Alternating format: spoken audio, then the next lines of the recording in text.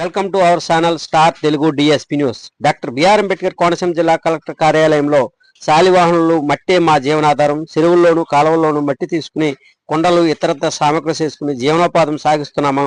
ప్రభుత్వం వారు 5 ఎకరాల భూమిని ఇప్పించి మమ్మల్ని ఆదుకోవాలంటూ కలెక్టర్కు ఫిర్యాదు చేశారు. మట్టిపై ఆంక్షలు విధించొద్దంటూ ఆవేదన వ్యక్తం చేశారు. శాలివాహన జై జై శాలివాహన.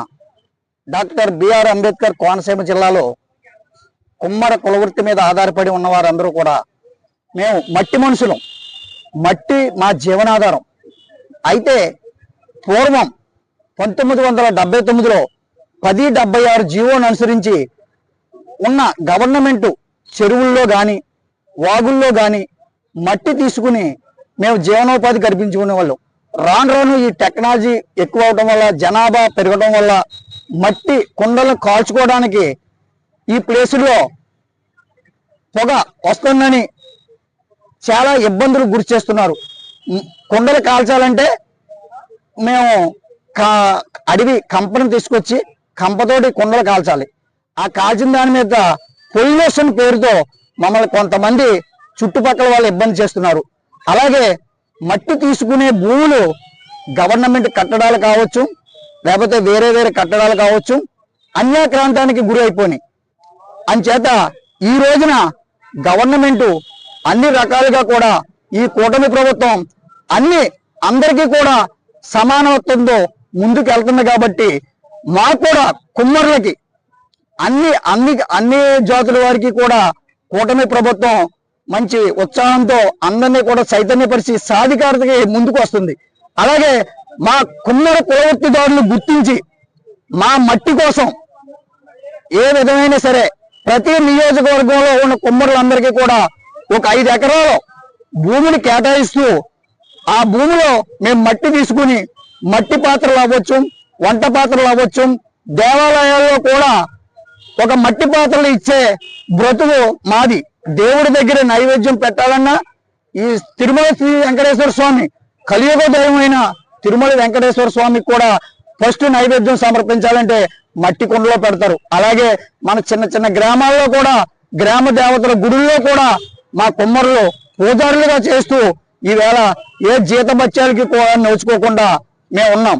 వారికి కూడా జీతభత్యాలు కూడా కల్పించి, అలాగే రాజకీయంగా కూడా మమ్మల్ని ఆదుకొని మాకు బోర్డు మెంబర్లుగా కానీ నామినేటెడ్ పదవుల్లో కూడా మాకు ఇప్పించి ఇవన్నీ కూడా కూటమి ప్రభుత్వం అసెంబ్లీలో కుమ్మరుల గురించి ఎమ్మెల్యేలు అందరూ ప్రస్తావించే విధంగా కూడా మేము సమాయత్తమయ్యి ఒక రిప్రజెంటేషన్ మన కోనసీమ జిల్లాలో ఉన్న ఎమ్మెల్యేలు అందరూ ఎంపీ గారికి కూడా మేము రిప్రజెంటేషన్ రూపంలో కూడా తెలియజేస్తూ మేము కూడా ఈ రోజు మాధవ్ గారిని కూడా కలిసి ఓ రిప్రజెంటేషన్ ఇవ్వడం జరిగింది. అలాగే సోమవీర్రాజు గారిని కూడా కలిసి ఓ రిప్రజెంటేషన్ ఇవ్వడం జరిగింది. మా కుమ్మరుల అభివృద్ధి కోసం, జీవనోపాధి కోసం మట్టిని మా దైవంగా భావిస్తాం. కాబట్టి మాకు మట్టి మీద ఏ విధమైన ఆంక్షలు లేకుండా మైనింగ్ డిపార్ట్మెంట్ కానీ మేము బొమ్మల పని చేసుకునే విధంగా మేము ట్రాక్టర్లు తీసుకెళ్తుంటే అధికారులు ఒత్తిడి తీసుకొచ్చి ట్రాక్టర్లు నిలిపివేయడం జరుగుతుంది. ఈ తరుణంలో మేము ఎలా బతకాలి, ఎవరి దగ్గరికి వెళ్ళాలో తెలియని పరిస్థితి. ఒక సామాన్య మానవులు మట్టి కాల్చుకుని బొమ్మలు అమ్ముకునే వాళ్ళం.